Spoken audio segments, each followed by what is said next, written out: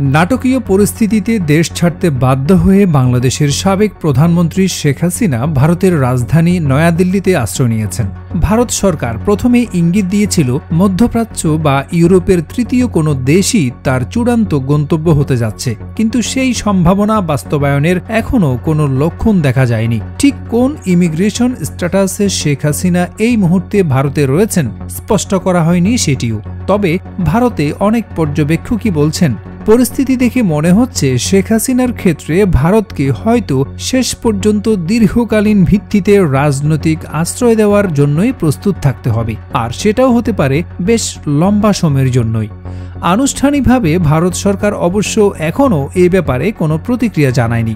গত ৬ আগস্ট ভারতের পররাষ্ট্রমন্ত্রী এস জয়শঙ্কর দেশটির পার্লামেন্টে বলেছিলেন, শেখ হাসিনার পক্ষ থেকে তার আগের দিন অর্থাৎ ৫ আগস্ট সাময়িকভাবে বা তখনকার মতো ভারতে আসার অনুমোদন চাওয়া হয়, যা মঞ্জুর করা হয়েছিল। এখন পর্যন্ত সেটাই শেখ হাসিনার এদেশে থাকার ব্যাপারে ভারত সরকারের শেষ ঘোষিত অবস্থান। শেখ হাসিনার দিল্লিতে থাকার মেয়াদ কত দীর্ঘায়িত হতে পারে সে বিষয়ে দেশটির সরকারের শীর্ষ কর্মকর্তারা নিজেরাও অন্ধকারে। স্বভাবতই তারা এটা নিয়ে কোনো মন্তব্য করতে চাইছেন না।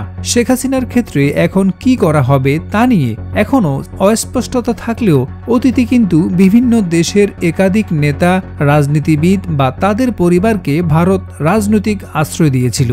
এমনকি শেখ হাসিনা নিজেও ১৯৭৫ সালে তার বাবা শেখ মুজিবুর রহমানের হত্যাকাণ্ডের পর ব্যক্তিগত জীবনে যখন চরম সংকটে, তখন ভারতের তৎকালীন প্রধানমন্ত্রী ইন্দিরা গান্ধীর কাছ থেকে রাজনৈতিক আশ্রয় পেয়েছিলেন।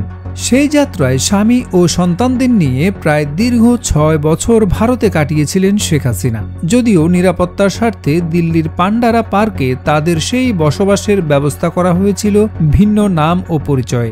প্রধানমন্ত্রী ইন্দিরা গান্ধীর নির্দেশে বাঙালি কংগ্রেস নেতা প্রণব মুখার্জি তখন শেখ হাসিনা ও তার পরিবারের স্থানীয় অভিভাবকের দায়িত্ব পালন করতেন। সেই সুবাদে তাদের মধ্যে গড়ে উঠেছিল নিবিড় ব্যক্তিগত হৃদ্যতাও, যে কারণে আজীবন প্রণব মুখার্জিকে কাকাবাবু বলেই সম্বোধন করে এসেছেন শেখ হাসিনা। তারও কয়েক বছর আগে ৭১-এ বাংলাদেশের মুক্তিযুদ্ধের সময় তাজউদ্দিন আহমেদ সহ আওয়ামী লীগের একাধিক শীর্ষস্থানীয় নেতা ভারতে চলে এলে তাদেরও আশ্রয় দেওয়া হয়েছিল।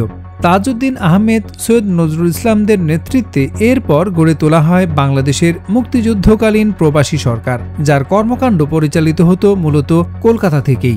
১৯৭৫ সালে শেখ মুজিবুর রহমানের হত্যাকাণ্ডের কিছুদিন পর বাংলাদেশে জীবন বিপন্ন হলে মুক্তিযোদ্ধা কাদের সিদ্দিকীও ভারতে রাজনৈতিক আশ্রয় পান। কিন্তু শুধু শেখ হাসিনা বা বাংলাদেশের রাজনৈতিক নেতানেত্রীরাই নন, ভারতে বিভিন্ন সরকারের আমলে আরও বহু দেশের অনেক নেতা বা তাদের পরিবারও আশ্রয় পেয়েছেন। তাদের মধ্যে কেউ বছর কয়েক পরে নিজ দেশে বা অন্যত্র ফিরে গেছেন, কাউকে আবার পাকাপাকিভাবে ভারতেই থেকে যেতে হয়েছে।